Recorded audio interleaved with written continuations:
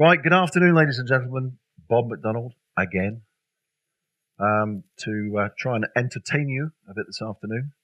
The subject of my presentation is up there on the board. Read it through. The bit I'm obviously going to focus on, is it art, is it science, or simply good preparation, planning, and collaboration?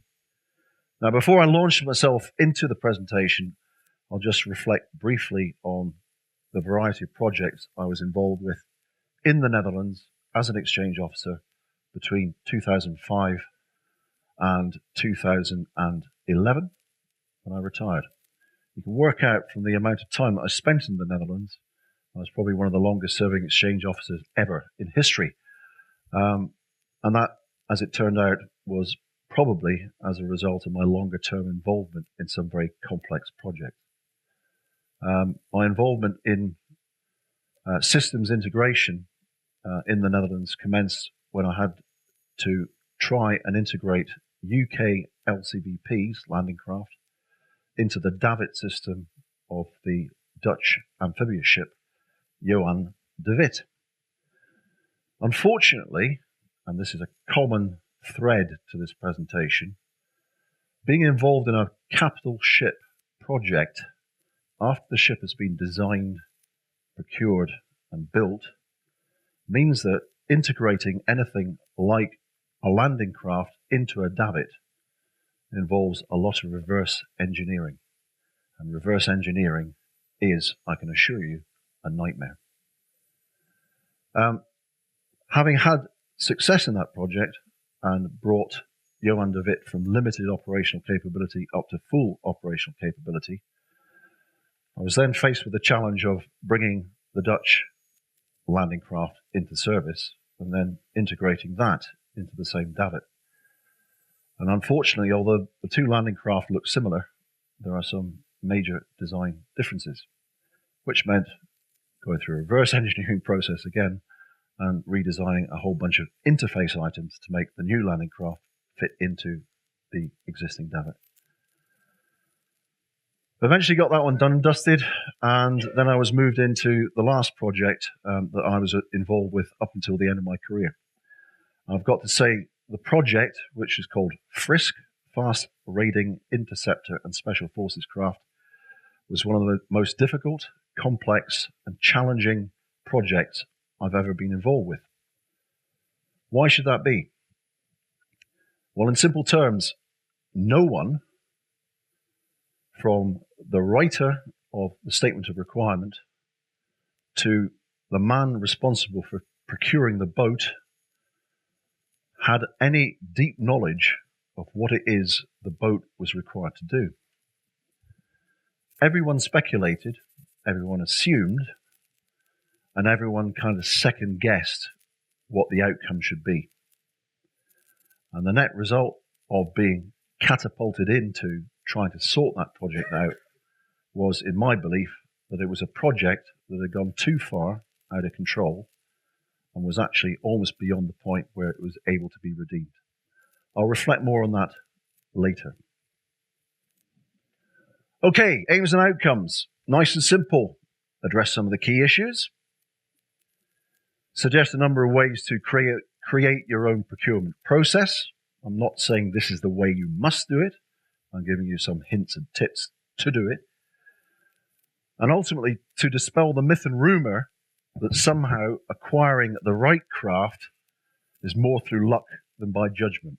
That is completely and utterly untrue. Today's mantra. We all want more of it, don't we? Faster, harder, further. However, there's a downside to it. First of all, consider the cumulative effects of going faster, harder, and further on the occupants of the vessel. Irrespective of what vessel it is, the more pressure you put on the boat, the more pressure you put on your people. Consider the cumulative effects through the life of the vessel on the vessel structure itself. If you expect your boat to last 10 years, 12 years, you have to build it to survive the harder conditions, harsher conditions that you are going to expose it to. and that has major design implications. Furthermore, consider how vessel operators must be able to deal with all of the tasks that come with just driving the vessel, and then deal with the tasks that come with operating the vessel in a hostile environment. And a hostile environment can be anything from the outside weather, operating in the Arctic, operating off the coast of Africa, to operating in an environment where there is a high risk threat out there with someone trying to kill them.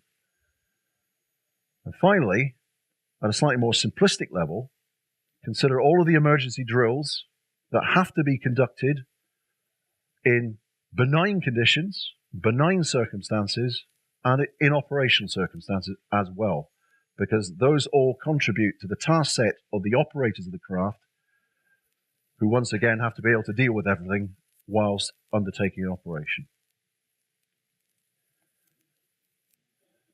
Harsh realities, okay? You've all seen it out there now. The weather has been very, very moderate, and yet I should imagine many of you will have had quite a challenging ride over the last couple of days, and if the weather deteriorates further, the ride that you will get will be even more challenging. First of all, imagine yourself in an open boat somewhere off the coast of Africa, trying to conduct an operation against a pirate skiff when it's monsoon season, it's pouring it down with rain, the seas are high, and you're not really too sure where the target vessel is. It may involve a degree of searching, it may involve a degree of vectoring on from your mother vessel, but by the time you actually get to the target vessel, your crew, your boarding team have been soaked in water, have been at sea for maybe 45 minutes to an hour just getting there. By the time they get there, they're maybe not quite so focused on the operation they're about to conduct than they could be. The challenges are there. High seas, bad weather, a long transit to the objective. Remember now, our boats are expected to be able to operate over the horizon, either autonomously or with a helicopter in support. But one helicopter is no helicopter, two helicopters is one helicopter sometimes, 3 helicopters is one helicopter most of the time, etc., etc. So basically, you launch them over the horizon, they're effectively on their own. Imagine you've got tactical information coming onto that boat. The guys have been soaked in water, they've got headsets on, goggles on, face masks on, helmets, body armor. Getting information through is difficult enough. Processing the information and disseminating amongst the boarding team is a nightmare. Oh, and by the way, now we're there, the taxi ride's over, get up the ladder. Good luck. If you reduce the external factors, without a doubt, there will be significant physiological and psychological effects on the operators. And I throw in, for good measure, Maslow's hierarchy of needs. What is it psychologically that motivates a human being to perform well? Well, at the most basic level, sort of being warm, dry, and comfortable, and having food and water, and ironically, Maslow throws in sex, but I don't think it's particularly relevant in this case. They're basic human needs. If you don't provide your own operators with their basic human needs, they will not function. End of story. Thus, maybe a cabin or a wheelhouse could be a good idea. By fitting such a thing, you can fit it with ballistic protection. If it's a closed vessel, you can fit air conditioning, etc., etc. It's all good for your people. And it gives you one advantage, one significant advantage over the bad guys who are driving around in open skiffs. That might be a good thing.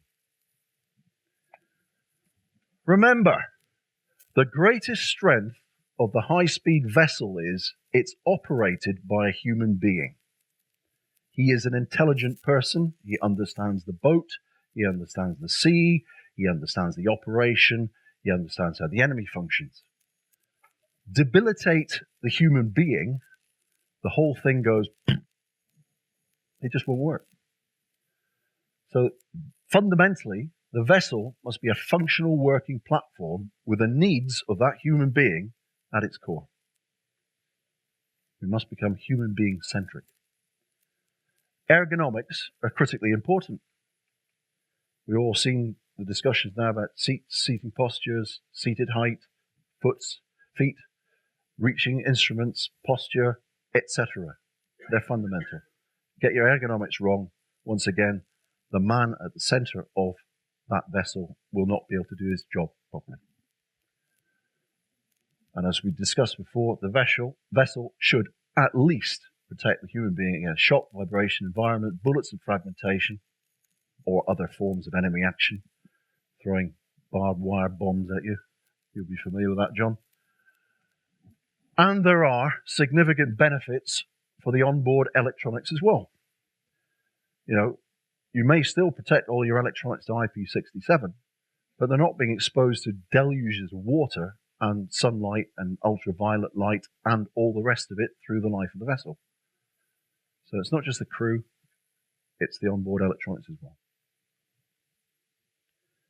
Right, the operational requirement. There it is. If you can't define and be able to express what it is you want, how can you possibly expect a boat builder to give you what you want? It sounds very simplistic, but many people just go out there and say, well, we need a boat. It's a boarding craft, it's going to be this long and this wide, and it's got to weigh that much and go that fast. Well, that's a starting point, but you have to be able to describe in what circumstances, environmental, whether it's to be hoisted and lowered aboard a ship, whether it's going to be launched from land, whether it's airdroppable, you name it. And most importantly, for how long? What is the service life of the vessel? Because that has a significant effect and can be affected by other factors. It should be based on operational analysis. And that is not a wet finger in the air. Oh, I think that's a good idea. No. Think about it. Why?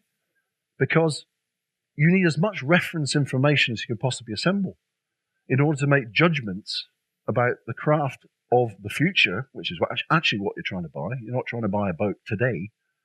If you want a boat today, go and buy a boat today. You're designing something that's going to last for a predictable future. So you need to look at what you've done in the past, look at how you're operating now, look at the strengths and weaknesses of what you've done in the past, compare them to what you're doing now, and then extrapolate that into the future. And I say through the life of the vessel and beyond, because clearly when that vessel ends its life, it will be probably replaced by something. So you need to have a look ahead into the future to work out how to seamlessly move from one vessel to the next and not be left with a capability gap. Done properly, it highlights important changes or upcoming trends, such as future mother platforms. You know, you go out and build yourself a 12-meter rib. If during the life of that vessel, you're about to introduce into service another mother platform, that mother platform must at least be capable of taking the current generation of rib, and there needs to be a margin built in to, for example, the crane or the davit, to take the successor to the generation of rib that you're building, because inevitably the next rib will be bigger. So thereby I refer to carrying capacity, craneage, davits, new weapon systems, you know, bigger, better, heavier, more complex. Think about it now, because they will inevitably come along in the future. New areas of operation sounds stupid, doesn't it? But if, as in the old days, the UK Netherlands Amphibious Force was focused on northern Norway, everything that was procured in that period was focused on that region of the world. Now, many nations are conducting operations worldwide. Therefore, boats that were suitable for the Arctic might not be that handy off the coast of Africa. Much of that is down to what your nation's operational priorities are likely to be in the future, but not the short-term future, the longer-term future, because certain nations are focused on getting more into Africa, more involved with Africa, and so on. And finally, consider allies and partner nations in this part of the process, because if you're locked into a bilateral, trilateral agreement, and suddenly you go off on your own, you may be disappointed when your ally turns around and says, can we use your boats? And it's like, oh, hang on a minute, they don't fit.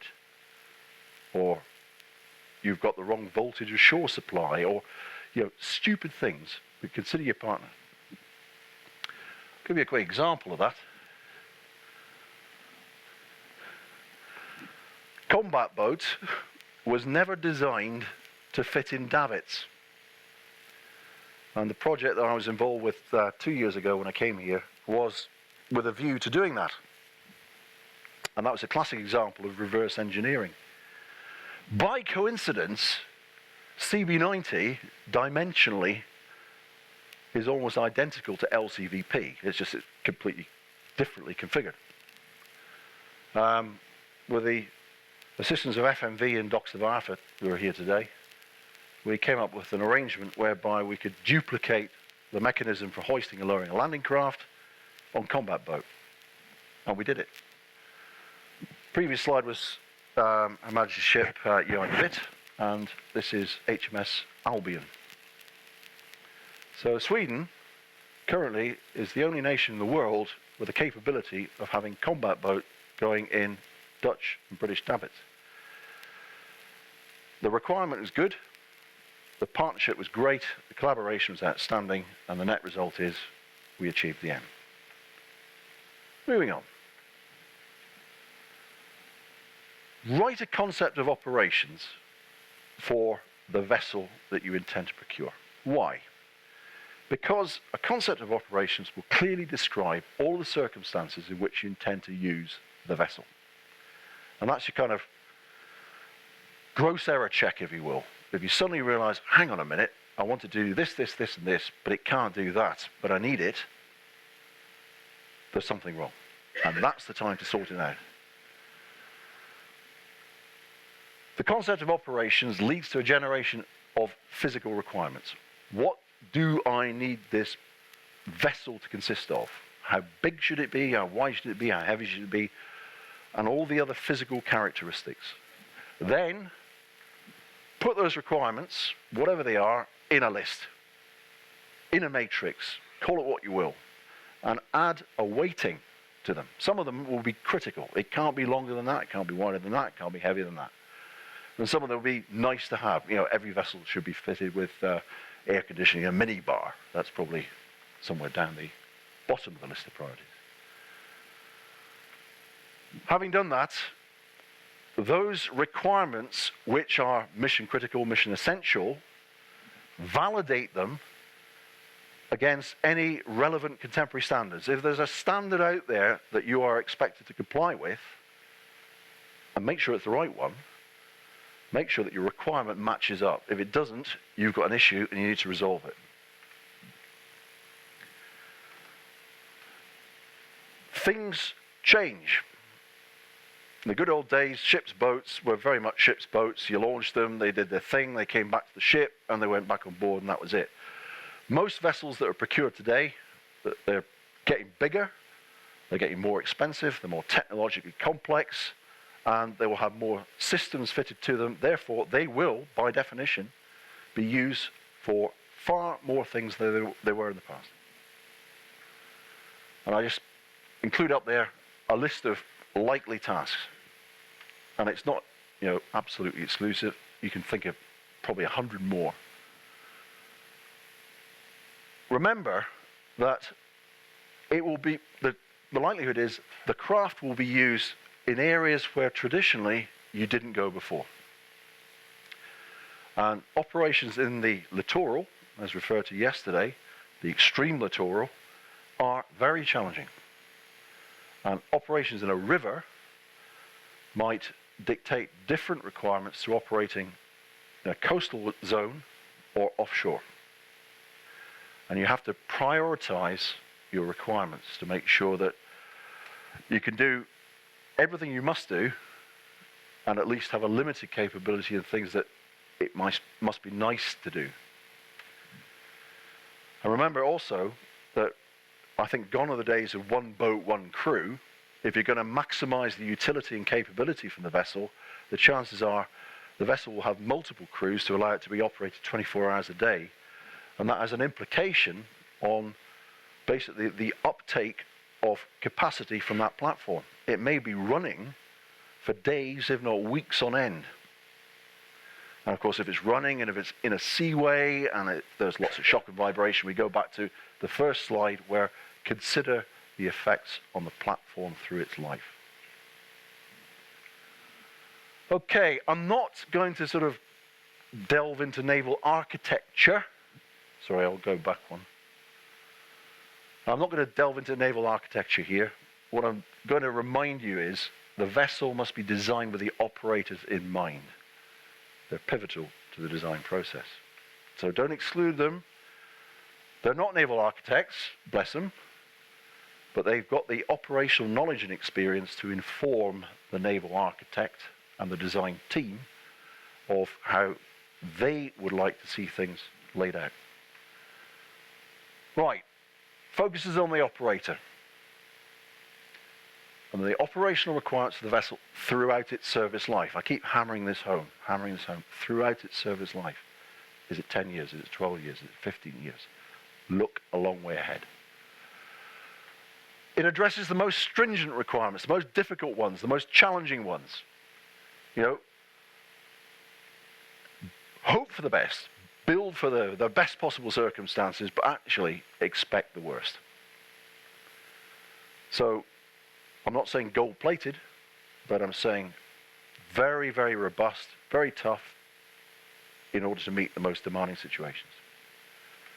And you have to consider the impact of the most difficult requirements and operations when making choices, basic choices about hull, superstructure, etc., etc. Thanks to Lauren Campbell, I think you reinforced this point very well yesterday. Be careful when considering novel hull forms or other stability aids because they may benefit you in certain areas, but they may give you disadvantages in other.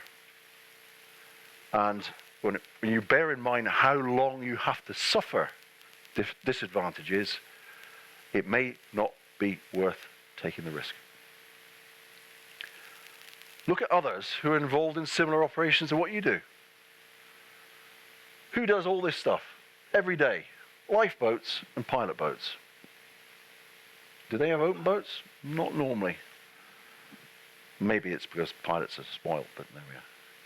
And finally, consider which class society rules or high-speed craft codes or whatever regulations or rules that you must comply with. Because if suddenly you're throwing the fastball, oh, by the way, we need this to comply with that, you get into an almost impossible reverse engineering process again.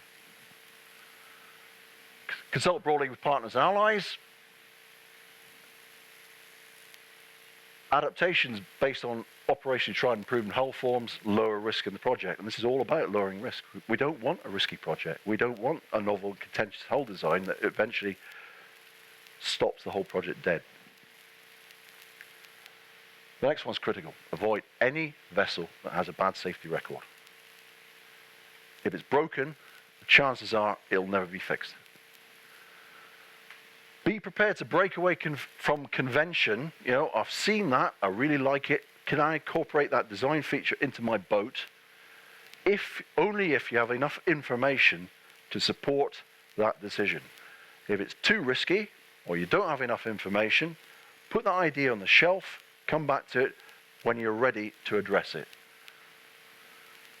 Now remember, this is quite an interesting one, remember redundancy in modern engine management systems. Turbodiesels, ECUs, normally there's one of them. If it fails, your engine's dead. If it gets shot out, your engine's dead. Think about, maybe I should have one extra ECU at another point in the ship, at least for each engine. Therefore, if one ECU dies, I've got redundancy. I can keep the engine going. And that actually applies to most modern electronics as well. Right, safety and duty of care. It's not just a moral responsibility, it's a legal requirement. First of all, safety, your personnel is paramount. Mission success relies upon safety. If you can't do your job safely, the chances are it's going to fail. Vessel operators are legally responsible for ensuring the safety and well-being of their personnel. Yep, duty of care. It's enshrined in law. You can't ignore it. And the EU shock and vibration legislation is just one small sample of a complex series of rules and regulations and mandated safety equipment, firefighting equipment that you must comply with. Safety is paramount. And feeling safe and secure is a major contributor to team cohesion, keeping the team together because they're not focused on themselves because they feel uncomfortable or nervous or unsafe. They're able to work better together. Second principle, war after selection maintenance. The aim is maintenance of morale. Right, generating a statement of requirement. We're getting near the end now, so you can start to breathe again. Quite simply, it's extracted out of the operational requirement, and it's explained in as clear and simple a manner as possible. Phrased in a manner that a boat builder can understand, because a boat builder is not an operator, he's not an end user. He doesn't necessarily understand all the technical jargon and the operational jargon that you would like to throw into a statement of requirement. It needs to be explained. And it shouldn't deviate from the operational requirement. You shouldn't take a bit of, writer's license and include a few little nice things to have, because at the end of the day, this is the thing that the boat builder is going to be tendering against. It should clearly indicate what requirements are mandatory or which are negotiable. And if you suddenly just realize when you're writing the statement of requirement that, hang on a minute, this doesn't sound right, there's something wrong here. Don't just change it in the statement of requirement or think, oh, well, it doesn't matter, I'll just leave it and it'll be fine. Go back to the operational requirement, work out what it is that's wrong there, and then go back to the statement of requirement and rewrite it properly. Finally, some guiding principles. Most importantly, whatever process you choose to follow, if you compromise the process, you compromise the product. Paramount, after safety, fitness for operational purpose. If it's not fit for operational purpose, the whole process has failed. Shortcutting the process introduces project risk. If you let risk get out of control, it will take over the project. Don't. You need to risk manage collaboratively. As the procuring authority, you can't take all the risk on yourself. If you identify risk in the process, share the risk, resolve the risk together. The project group should contain representatives from the various organizations involved. That way, risks that are highlighted are not just risks within the boat procurement part, they're in the support part, or the disposal part, or where a boat links into other projects. Then you bring in specialists from there, once again, to de-risk systems integration, comms integration, etc., etc. And the project group should ideally retain residual responsibility for the vessel throughout its life, up to and including disposal. Right.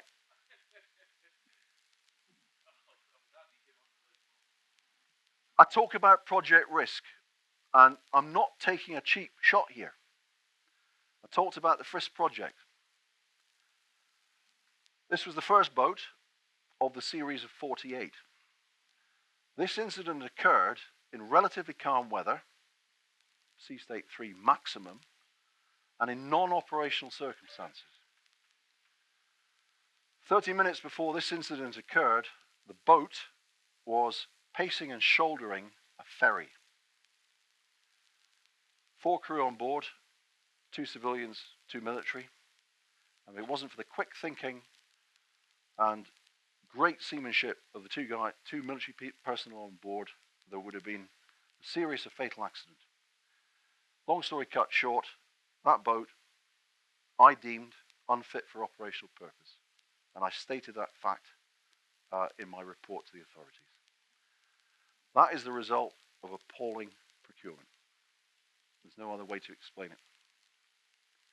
Finally, on a positive note, if you follow a process and you do all the checks, you conduct all the safety analyses and the risk analyses, you follow the letter of the law, you end up with success. And I think combat boat for me, I was the happiest man in NATO that day because we did nothing to the interface systems on the ship. They were the interface systems for a landing craft, and the boat came out of the water virtually horizontal. Incredible.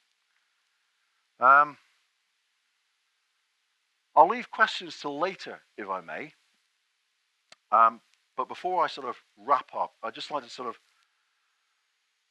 do a bit of a promotional gig, if I may, to say that a number of us who've been involved in procurement in a number of fields have decided to get together and form a little association, an association of professionals who are here to assist you in whatever manner you want with your procurement processes, if it's writing a statement of requirement or conducting operational analysis or involving a naval architect or whatever. There is a group of us ready and willing to assist. So if you'd like some further information about that, please talk to me afterwards. I won't keep you any longer. Thank you very much for your attention, and no doubt we'll speak in the bar later. Thank you.